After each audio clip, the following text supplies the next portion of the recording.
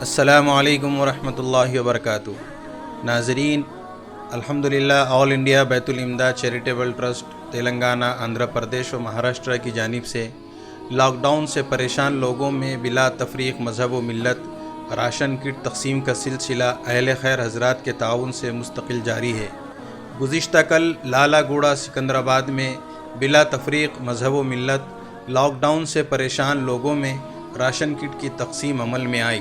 ہم فارمنگ ٹنگ فیٹرنیٹی کے شکر گزار ہیں جن کے تعاون سے مستحق لوگوں میں راشن کٹس تقسیم ہوئی۔ ہم اس ویڈیو کے دیکھنے والے تمام ہی ناظرین و سامعین سے گزارش کرتے ہیں کہ آل انڈیا بیت الامداد چیریٹیبل ٹرسٹ ملک کے مختلف ریاستوں میں رفاہی خدمات انجام دے رہا ہے، خصوصاً دیہاتوں میں بھی آل انڈیا بیت الامداد مستقل کام کر رہا ہے۔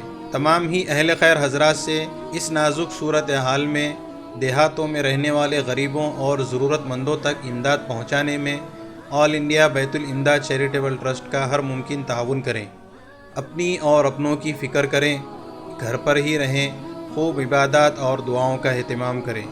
جزاک اللہ خیر۔ السلام علیکم ورحمۃ اللہ وبرکاتہ۔